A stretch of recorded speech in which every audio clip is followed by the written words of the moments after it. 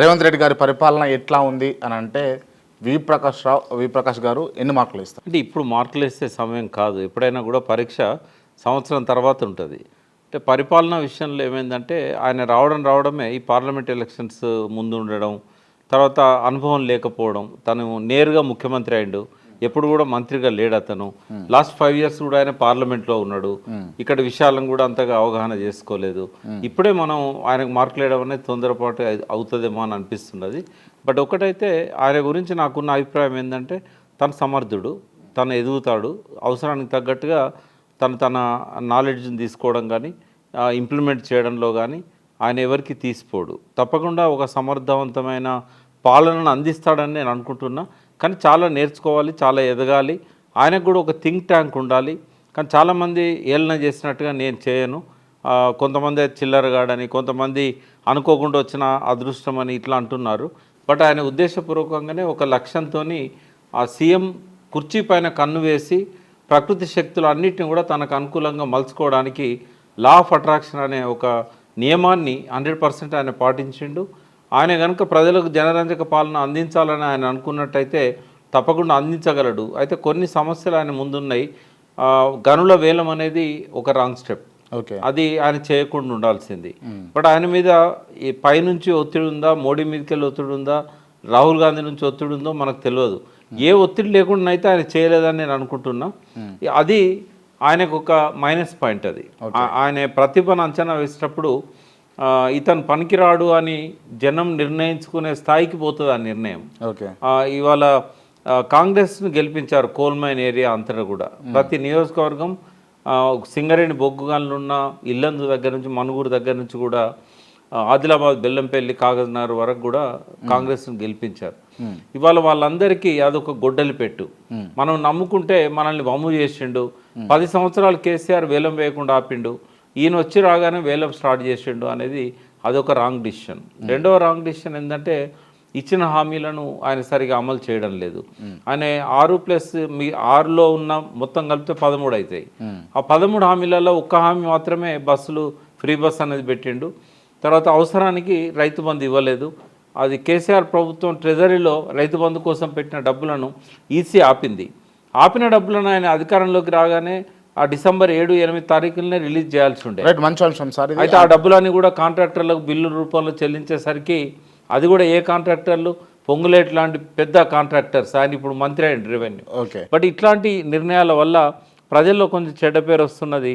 కానీ ఆయన అంటున్న మాటలు చూసినట్టయితే తప్పకుండా రాబోయే రోజుల్లో ఈ తప్పులను సరిదిద్దుకొని మంచి వైపు ఆయన అడుగులు వేస్తాడని నేను ఆశిస్తున్నా. అంటే ట్రెజరీలో ఉన్నటువంటి డబ్బునంతా కూడా గత ప్రభుత్వం ఏమో ఉందని చెప్పింది, ఈ ప్రభుత్వం అసలు డబ్బులే లేవు, కావాలంటే రామాలు ఆడిర్రు అని చెప్పేసి అన్నారు కొంతమంది ప్రతిపక్ష లీడర్లు. అయితే రేవంత్ రెడ్డి పార్లమెంట్ ఎన్నికలకు ముందు ఏం మాట్లాడింది అనేది తీసుకున్నట్టయితే అవన్నీ ప్రజలను తప్పుదోవ పట్టేయడానికి అబద్ధాలు, అసత్యాలు ఆయన ప్రచారం చేశాడు.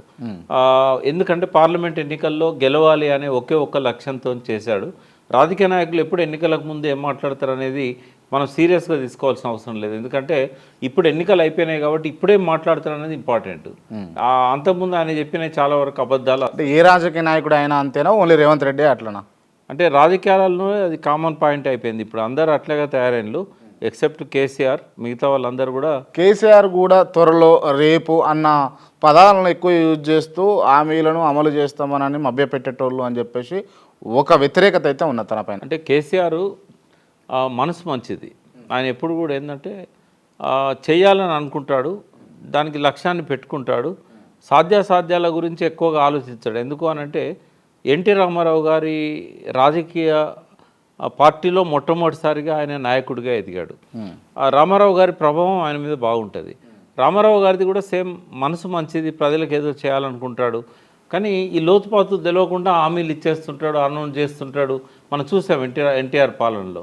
కేసీఆర్ గారు కూడా అంతే, ఏదన్నా వచ్చిందంటే వెంటనే అనౌన్స్ చేస్తాడు. ఒక ఎమ్మెల్యే వచ్చి నాకు ఈ మండలం ఇవ్వంటే మండలం ఇస్తాడు. జిల్లా ఇవ్వమని కేటీఆర్ అడిగితే సిరిసిల్ల జిల్లా ఇచ్చాడు. అరుణ్ అక్కడ కాంగ్రెస్ పార్టీ అయినా కూడా అప్పుడు ఆమె నిరాహార దీక్ష చేస్తే గద్వాల జిల్లా ఇచ్చాడు. అంటే దాని లోతుపాతులు ఎక్కువ లోతులో పోకుండా వెంటనే అనౌన్స్ చేయడం అనేది, ఇట్లా హామీలు కొన్ని ఇచ్చిన అవి అమలు కాలేదు. ఉదాహరణకు నిరుద్యోగ భృతి, ఇట్లాంటివి కొన్ని ఉన్నాయి. తలకు మించిన భారానికి అవకాశం ఉండే హామీలు ఇవ్వకూడదు, బట్ ఇచ్చాడు, తొందరపడి ఇచ్చాడు, మంచి మనసుతో ఇచ్చాడు. కానీ ఆయన దగ్గర ఏంటంటే ఒక్కసారి ఆలోచించాడంటే సాధ్యం కాని హామీలు ఆయన ఇవ్వడు. దానికి ఉదాహరణ ఏంటంటే 10 ఏళ్ల కింద తెలంగాణ రాష్ట్ర సమితి ఎన్నికల మేనిఫెస్టో రాసేటప్పుడు కరెంటు కష్టాలు 3 ఏళ్ల దాకా తప్పవు అని అన్నాడు. అంటే నేను రాయలే, మేమంతా ఉన్నాం అక్కడ, రమణాచారి గారు, ఏకే గోయల్, కడెం శ్రీహరి అధ్యక్షుడు దానికి. అయితే ఎందుకు 3 ఏళ్ళని చెప్తున్నారు మీరు, మనం 3 ఏళ్ళ దాకా కరెంట్ ఇవ్వమనంటే ఓట్లు ఎవరు వేస్తారు, అంటే అది రాయకుంటుంటే ఏంది అని అంటే, లేదు మనతో ఐఐటి చెప్పాలి కానీ కూడా చెప్పాలని చెప్పిండు. అంటే కనీసం అట్లా పెట్టకండి సార్, అది మంచిది కాదు, ఎప్పుడు ఇస్తారనేది మనం చెప్తాం, కానీ కరెంటు కష్టాలు 3 ఏళ్ళ దాకా ఉంటాయంటే ఎవరు ఓట్లు ఇస్తారు, కరెంటుతో బాధపడుతున్నారు ప్రజలంతా. అంటే మనకి ఎన్నడూ రావాలన్నా ఈ థర్మల్ పవర్ స్టేషన్లు ఇవన్నీ 27,000 మెగావాట్లు మనం తెస్తామన్నాం, ఇవన్నీ ఎవరికి 3 ఏళ్ళు పట్టదా? అట్లాగా సార్, ఎక్కడ కరెంటు అక్కడ తీసుకొచ్చి ఇద్దాము, మీరైతే దాన్ని తగ్గియండి అంటే లాస్ట్కు అసలు పెట్టొద్దని మేము గొడవ చేస్తే 2 ఏళ్ళని రాయమన్నాడు. అంటే అబద్ధం చెప్పొద్దు ప్రజలకు, ఎప్పుడు కూడా అసత్యాలు చెప్పొద్దు అని. అయితే అట్లా ఆయన ఎన్నడూ కూడా ప్రజలను తప్పుదోవ పట్టియాలని ఆలోచించాడు. నేను ఎందుకు కేసీఆర్ ఎక్సెప్షన్ అంటే ఆయన లోపల ఉన్న ఆ క్యారెక్టర్ ఏదైతే ఉన్నదో ఆయనను మాట్లాడనీయదు. రేవంత్ రెడ్డి లాగా అలవోకగా అబద్ధాలు చెప్పడం అనేది కేసీఆర్ చేయడు. ఇచ్చిన వాడిని నిలబెట్టుకోవాలనుకుంటాడు, కట్టుబడి ఉండాలనుకుంటాడు. Is a different character. ఈ మెయిన్ స్ట్రీమ్ పాలిటీషియన్స్లలో ఆయనకుండే అవలక్షణాలు, ఆయనకుండే మైనస్ పాయింట్లు ఆయనకు ఉన్నాయి. కానీ ఇప్పుడు మీరు అడిగిన విషయంలో మాత్రం నేను కేసీఆర్ని సపోర్ట్ చేస్తా. రేవంత్ రెడ్డి విషయంలో తెలిసి అబద్ధాలు చెప్తాడు, అమలు చేయడు. ఎందుకంటే ఎన్నికలకు ముందు అమెరికాలో ఆయన సభలోకి పోయినప్పుడు అక్కడ అడిగితే ఏమన్నారంటే, రాజకీయ నాయకులు వాగ్దానాలు హామీలు ఇస్తూనే ఉంటారు, ప్రజలు మోసపోతూనే ఉంటారు, ఇచ్చిన హామీలను అమలు చేయరు, చేసేటట్టు ఉండవు అవి, కాబట్టి ప్రజలు మోసపోతూనే ఉంటారు అన్నాడు. అంటే రేపు మీరు కూడా ముఖ్యమంత్రి అయితే అట్లనే చేస్తారని అడిగాడు. అంతే అవుతుందేమో అన్నాడు. అంటే ఒప్పేసుకున్నాడు. అంటే ఆయన ఏంటంటే రాజకీయ నాయకులు ఎప్పుడు ప్రజలకు హామీలు ఇస్తూనే ఉంటారు, అమలు చేయడం సాధ్యం కాదు, అది జరుగుతూనే ఉంటుంది, అయినా ప్రజలు మళ్ళీ మోసపోతూనే ఉంటారు. కేసీఆర్ అది మార్చాలని చూసిండు కాబట్టి ఓడిపోయిందా? కేసీఆర్ ఓడిపోవడానికి అనేక కారణాలనే క్రాంతి. లాస్ట్ టైం కూడా మనం మాట్లాడుకున్నాం. ఆయన నిజంగానే ఆయన ఎట్లా ఓటమి పాలైండి అని మనం రాయడం మొదలు పెడితే అదొక 1000 పేజీల గ్రంథం అవుతుంది. అన్నీ ఉన్నాయి అందులో. అంటే ప్రధానంగా ఏంటంటే నేను ఇంతకుముందు మీకు చెప్పింది ఈ ఇంటర్వ్యూలో చెప్పేది ఏంటంటే, నేను కూడా పై కారణాలు చూసా. లోతుల్లోకి పోయి ఆలోచించినప్పుడు కేసీఆర్ ఓటమి వెనుక మొట్టమొదటి వ్యక్తి నరేంద్ర మోడీ అనేది నాకు అర్థమైంది. నరేంద్ర మోడీ ఏం చేశాడంటే బండి సంజయ్ని వెనక్కి లాగి దూకుడుగా పోతున్న పార్టీని ఆయనే కళ్ళమేసి ఆపుకున్నాడు. అంటే దాన్ని వైద్య భాషలో చెప్పాలంటే ఆటో ఇమ్యూన్ డిసీజ్. అంటే శత్రువుతో పోరాడాల్సిన మన బ్యాక్టీరియా మన మీదనే దాడి చేస్తుంది. ఎందుకు అనంటే తనను తను తగ్గించుకోవడం. ఎందుకు అనంటే ముఖాముఖి పోటీలు ఉంటేనే కేసీఆర్ను ఓడించడం సాధ్యమవుతుంది. ట్రయాంగిల్ కంటెస్ట్ ఉంటే ఎప్పుడైనా యాంటీ ఇన్కంబెన్సీ 10 ఏళ్ళ తర్వాత ఉంటుంది. ఈ ఓట్నంతా కూడా అపోజిషన్ పార్టీలు డివైడ్ చేసుకుంటే మళ్ళీ అతనే వస్తాడు. కాబట్టి కేసీఆర్ను దేశ రాజకీయాల్లో అడుగుపెట్టనియొద్దు, వీలైతే రాష్ట్రానికే పరిమితం చేయాలి, ఇంకా వీలైతే రాష్ట్రంలోనే ఆయన దెబ్బకొట్టాలి. ఇది నరేంద్ర మోడీ చేసిన ఆ రాజకీయ వ్యూహంలో భాగంగా కేసీఆర్ కొట్టుకుపోయిండు. అది రేవంత్ రెడ్డికి మేలైంది. ఆయన సీఎం కావడానికి, కాంగ్రెస్ ఎక్కువ సీట్లు గెలవడానికి, బీజేపీ తను వెనక్కి తగ్గడం అనేది కాంగ్రెస్కు మేలైంది. అది అండర్స్టాండింగ్తో అయిందా, అండర్స్టాండింగ్తో కాలేదా అనేది నేను సాక్ష్యాలు ఇవ్వలేను, కానీ అది రేవంత్ రెడ్డికి అది ప్లస్ అయింది. పార్లమెంట్ ఎన్నికల్లో గురుదక్షిణ చెల్లించుకున్నాడు రేవంత్ రెడ్డి. చాలా సీట్లలో బలమైన అభ్యర్థులు ఉన్నా కూడా తనను తాను ఓడించుకోవడానికి బలహీనమైన అభ్యర్థులను నిలబెట్టిండు. పార్లమెంట్ అభ్యర్థులను నిలబెట్టడంలో రేవంత్ రెడ్డి కృషి ఉంటుందా, అధిష్టానం కృషి ఉంటుందా? ఇప్పుడు అధిష్టానం ఆమోద ముద్ర వేస్తుంది, కానీ ఇక్కడ రేవంత్ రెడ్డి గారు సీఎం ఉన్నారు కదా, ఆయనకు తెలిసినంతగా అధిష్టానానికి తెలుస్తుందా? ఆయన పంపే రిపోర్ట్ మీదనే కదా ఆధారపడేది. ఆయన చెప్పిన వాళ్ళకే ఇచ్చారు కదా. అంటే ఒకటే రిఫరెన్స్ ఉంటుందా? ఇప్పుడు వెంకటరెడ్డి లాంటి వాళ్ళు ఉన్నారు, ఉత్తమ్ కుమార్ రెడ్డి లాంటి వాళ్ళు ఉన్నారు, చాలా మంది పెద్ద నాయకులు కూడా ఉన్నారు కదా, పాత నాయకులు. వాళ్ళందరినీ ఆయన కన్విన్స్ చేసుకున్నాడు. ఉదాహరణకు రాజగోపాల్ రెడ్డి భార్య నిలబెట్టాలనుకున్నాడు భువనగిరి, మరి పేరు తెలియని వ్యక్తిని తీసుకొచ్చి పెట్టి గెలిపించుకున్నాడు కదా. ఎంతమంది తెలుసు? నాకైతే ఆయన ఫస్ట్ టైం తెలుసు. పార్లమెంట్కు నామినేషన్ ఇచ్చినప్పుడే ఈ చామ కిరణ్ కుమార్ రెడ్డి ఎవరు అని నేను అడిగిన, తెలియదు నాకు అంతకుముందు ఆయన ఎవరు. భువనగిరి పబ్లిక్ తెలుసు కావచ్చు, బట్ ఆయన ఏం చేసిండని ఆయన గెలిపించిన ప్రజలు అని రేవంత్ రెడ్డి సన్నిహితుడు. ఢిల్లీ రాజకీయాలలో అదివరకు అదే కాంగ్రెస్ పార్టీ ఆయన సస్పెండ్ చేసింది. మరి ఆయన ఎట్లా రాజగోపాల్ రెడ్డి వైఫ్ నిలబెడదాం అనుకున్నాడు, అది వాళ్ళ సీట్, అది మరి అటువంటి సీట్లో కూడా రేవంత్ రెడ్డి తన మాట నెగ్గించుకున్నాడు కదా. పోనీ ఉత్తమ్ కుమార్ రెడ్డి ఏమైనా అడ్డుపడ్డా? జానారెడ్డి కొడుకును నల్గొండకు నిలబెట్టి గెలిపించుకున్నాడు కదా అక్కడ. ఆయన ఏమైనా అడ్డుపడ్డా దానికి? అంటే రాజకీయాలలో ఎట్లుంటుందంటే సీఎం అయిన తర్వాత రేవంత్ రెడ్డి వేరు, సీఎం కాకుండా పిసిసి ప్రెసిడెంట్ ఉన్నప్పుడు రేవంత్ రెడ్డి వేరు, సీఎం అయినాక అందరూ కూడా సరెండర్ కావాల్సిందే ఆయనకు. అధిష్టానం కూడా ఆయన మాటకే అత్యధిక విలువ ఇవ్వాల్సిందే. టీపీసీసీ మార్పు జరిగే అవకాశాలు ఉన్నట్లుగా సమాచారం అయితే ఉన్నది. ఎవరిని పెడతా ఉండొచ్చు సార్? మీకు తప్పనిసరిగా మార్చాలి, ఎందుకంటే ముఖ్యమంత్రిగా ఉన్నాడు కాబట్టి. కాంగ్రెస్లో ఎట్లుంటుందంటే ముఖ్యమంత్రి ఒక వ్యక్తి ఉన్నప్పుడు పిసిసి అధ్యక్షుడు ఇంకొకరికి ఇస్తారు. ఎవరికి ఇస్తారనేది వాళ్ళ ఇంటర్నల్ విషయం, నాకు దాని మీద పెద్ద అవగాహన లేదు. బట్ ఒక్కటి మాత్రం చెప్పగలుగుతాను, రేవంత్ రెడ్డి ఎవరి పేరు చెప్తాడో వాళ్ళకే వస్తుంది. ఎందుకు అనంటే ఎవరైతే ఇవాళ పవర్ సెంటర్గా ఎదగాలనుకుంటున్నారో బట్టి విక్రమార్క కావచ్చు, లేకుంటే ఉత్తమ్ కుమార్ రెడ్డి కావచ్చు, లేకుంటే పొంగులేటి శ్రీనివాస్ రెడ్డి కావచ్చు, ఈ ముగ్గురికి సంబంధించిన వాళ్ళకి ఎవరికి ఇచ్చినా కూడా ఇక్కడ ప్రభుత్వం నిలకడగా ఉండదు, ఒక స్థిరమైన నిర్ణయాలను తీసుకోలేదు. కాబట్టి రెండు పవర్ సెంటర్లు ఉండడానికి కాంగ్రెస్ పార్టీ ఒప్పుకోదు ఇక్కడ. కాబట్టి రేవంత్ రెడ్డి సీతక్క పేరు చెప్తే సీతక్క అవుతుంది, రేవంత్ రెడ్డి ఎవరి పేరు చెప్తే వాళ్ళు అవుతారు. ఓకే, రేవంత్ రెడ్డి మనిషి అవుతాడు పిసిసి ప్రెసిడెంట్. రేవంత్ రెడ్డి గారికి సోనియా గాంధీ, రాహుల్ గాంధీతో సంబంధాలు ఎక్కువ ఉంటాయా, లేకపోతే మోదీ గారితో ఎక్కువ ఉంటాయా? అంటే మోడీ గారితో ఉండాల్సిన సంబంధాలు ఏంటంటే ఎలక్షన్లలో, అసెంబ్లీ ఎన్నికల్లో ఆయన స్ట్రాటజీ నాకు ఉపయోగపడ్డది, పార్లమెంట్ ఎలక్షన్స్లో ఈయన స్ట్రాటజీ ఆయనకు ఉపయోగపడ్డది. ఎలక్షన్ల వరకు అది అయిపోయింది. అది తర్వాత స్టేట్ సెంట్రల్ రిలేషన్షిప్లో కేసీఆర్ మోడీతో మంచిగా ఉన్నప్పుడు రాష్ట్రానికి నిధులు ఎట్లా వచ్చినాయి, అనుమతులు ఎట్లా వచ్చినాయి, మోడీతో వైరం తెచ్చుకున్నాక ఎట్లా వచ్చిందో రేవంత్ రెడ్డి స్వయంగా చూశాడు. కాబట్టి అనుభవం నుంచి గుణపాఠాలు తీసుకుంటాడు ఆయన. అవి స్వీయ అనుభవాలే కానక్కర్లేదు, ఇతరుల అనుభవాల నుంచి కూడా గుణపాఠాలు తీసుకోగలిగే ఆ విజ్ఞత ఆయనకు ఉంది. కాబట్టి మోడీతో ఒక స్టేట్ సెంట్రల్ రిలేషన్షిప్ పోకుండా ఉండడానికి ఒక ప్రైమ్ మినిస్టర్గా ఆయనను గౌరవిస్తాడు, ఆయనకు ఆ స్ఫూర్తితోనే ఆయన పనిచేస్తాడు. But is Congress man. Modi ఎన్ని చెప్పినా కూడా ఆయన అంకిత భావంతో ఉండాల్సింది సోనియా గాంధీకి, రాహుల్ గాంధీకి. ఓకే, కాబట్టి అటువంటి అనుమానాలు అవసరం లేదు. Right sir. అండ్ ఇంకొక విషయం ఏంటి అని అంటే, మీరు రేవంత్ రెడ్డి గురించి క్లియర్గా చెప్పారు, లా ఆఫ్ అట్రాక్షన్ అని చెప్పేసి ఆయన ఫాలో అయ్యిండు, దానివల్ల ఇవాళ ఆయన ఈ స్థానంలో ఉన్నాడు అని చెప్పేసి. అసలు లా ఆఫ్ అట్రాక్షన్ అంటే ఏంటి సార్? లా ఆఫ్ అట్రాక్షన్ అంటే ఏంటంటే, ఇప్పుడు నేను ఎన్నోసార్లు చెప్పాను, భగవాన్ అంటే ప్రకృతి శక్తులు పంచభూతాలే అని. అయితే ఈ ప్రకృతిలో ఒక విచిత్రం ఉంది. ఒక మనిషి ఏదైనా కావాలని బలంగా నమ్మినాడు అనుకోండి, ఆ నమ్మిన దానికోసం మనసా వాచా కర్మన పనిచేయడం మొదలుపెట్టిండు అనుకోండి, ప్రకృతి మొత్తం అతనికి అనుకూలంగా వస్తుంది. అది మంచి కోసం చేసినా, చెడు కోసం చేసినా. ఓకే, అది power of sub conscious mind అంటాం. ప్రతి మనిషి లోపల కూడా కంటికి కనిపించని, వైద్యుల డివైజెస్కి అందని, డయాగ్నాస్టిక్ సెంటర్లో దొరకని ఒక మనసు అనేది ఒకటి ఉంటుంది. ఆ మనసునే సబ్ కాన్షియస్ మైండ్ అని అంటాం. బ్రెయిన్ వేరు, మైండ్ వేరు. ఆ మైండ్ అనేది కనబడదు, దాని బరువు ఉండదు, దానికి రూపం ఉండదు. కాబట్టి ఆ మైండ్ ఏదైతే ఉన్నదో అది కనెక్ట్ అవుతుంది ప్రకృతిలో, ఈ పంచభూతాలతోని, ప్రకృతిలో ఉన్న నేచర్తోని అది కనెక్ట్ అవుతుంది. కనెక్ట్ అయినప్పుడు ఏంటంటే వైబ్రేషన్స్ పంపిస్తూ ఉంటుంది. తనకి ఏది కావాలనుకుంటాడో అన్ని శక్తులు తనకు అనుకూలంగా వచ్చేటట్టుగా వైబ్రేషన్స్ని పంపిస్తూ ఉంటుంది. సరే, కొన్ని ఇప్పుడు అన్ని సైన్స్కి అందాలని ఏం లేదు, సబ్ కాన్షియస్ మైండ్ లేదని సైన్స్ చెప్పట్లేదు. బట్ సబ్ కాన్షియస్ మైండ్ చేసే ఆ విన్యాసాలు కానీ, ఆ ఆవిష్కరణలు కానీ, ఇవన్నీ కూడా సైన్స్కి అందకపోవచ్చు. కానీ ఈ ప్రపంచంలో విశ్వ రహస్యం అని మనం అనుకున్నట్టయితే అది రెండు పదాలలోనే దాగి ఉంది. మొత్తం విశ్వ రహస్యం అంతా రెండు పదాలలోనే ఉంది, బిలీవ్ అండ్ అచీవ్.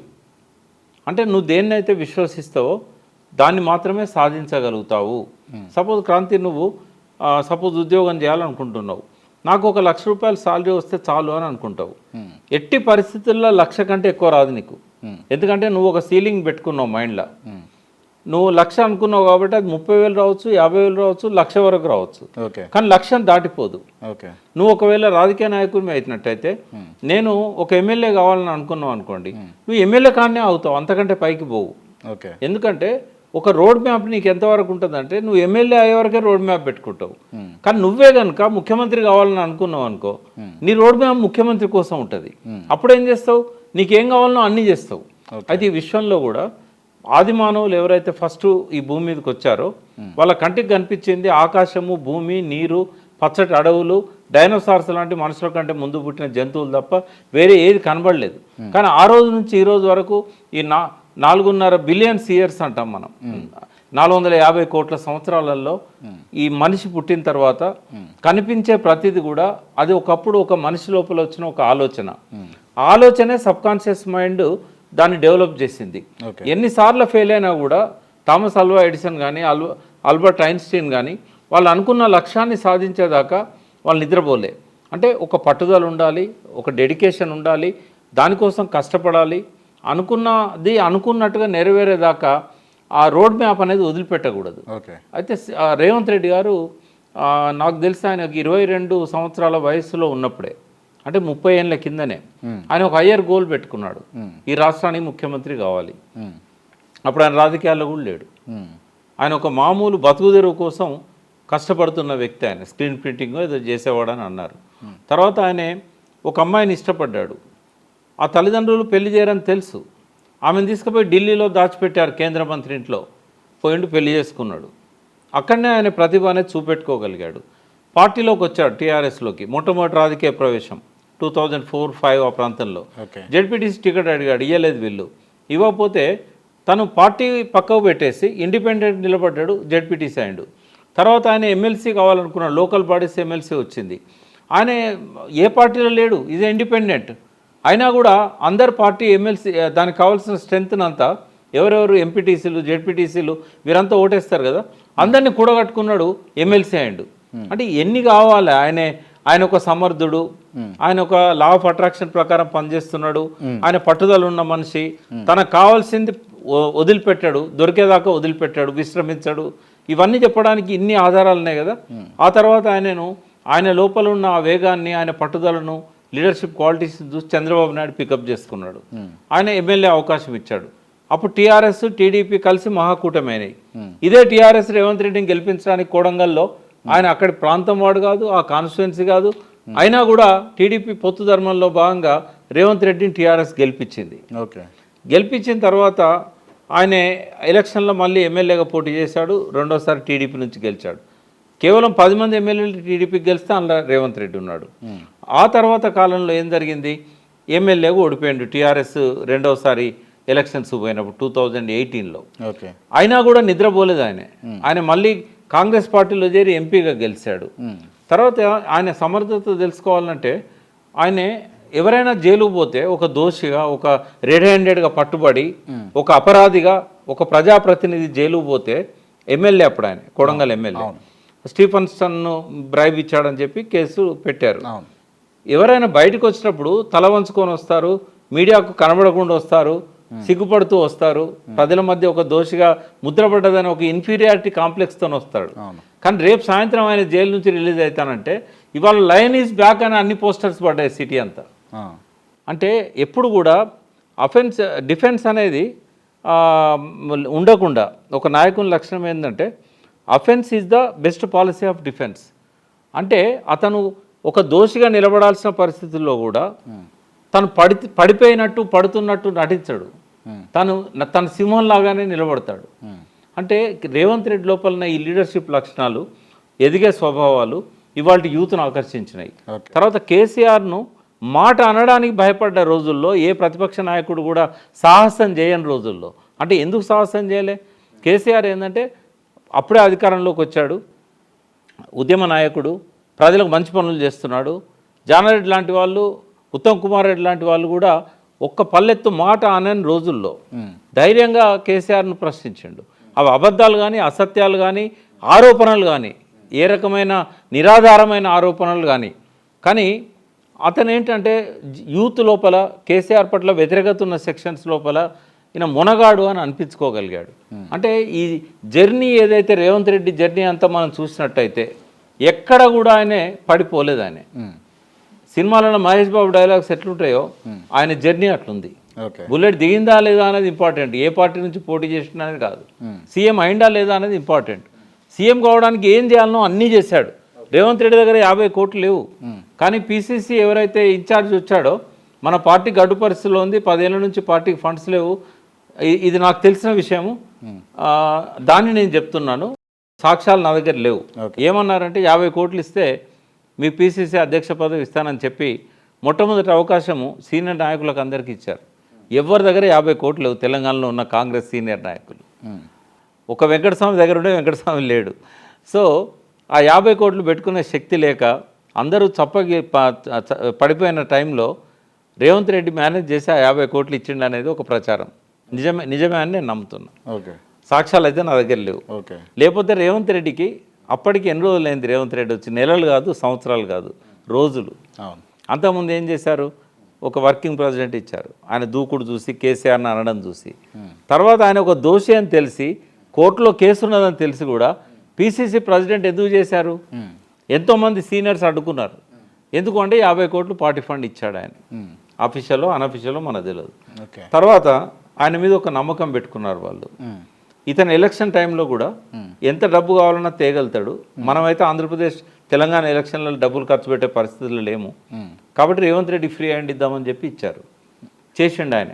ఎన్ని కోట్లు అనేది నేను చెప్పలేను, కానీ ఆయన ఎవరెవరైతే కేసీఆర్కు దగ్గరగా ఉన్నవాళ్ళు, వాళ్ళు కాంట్రాక్టర్స్ కావచ్చు, వాళ్ళ పెద్ద అధికారులు కావచ్చు, ఎవరెవరైతే ఉన్నారో వాళ్ళంతా ఎన్నికల్లో అటో ఇటో అయ్యేటట్టుంది, మంచి చేసుకుందామని చెప్పి ముందే పోయి డబ్బులు ఇచ్చారు ఆయనకి. ఆ తర్వాత కూడా పార్లమెంట్ ఎలక్షన్స్లో సోనియా గాంధీకి ఎంత డబ్బు అవసరమవుతుందో అంత డబ్బు తెలంగాణ నుంచి పంపించాడు. ఇంకా ఆయన పీఠాన్ని స్థిరం చేసుకున్నాడు. ఆయన చెక్కు చెదరకుండా ఇవాళ కాంగ్రెస్లో దేశ నాయకునిగా రేపటి రోజుల్లో నిలబడగలిగిన ఆ రిజర్వేషన్ చేసుకోగలిగాడు, దస్తు వేసుకున్నాడు.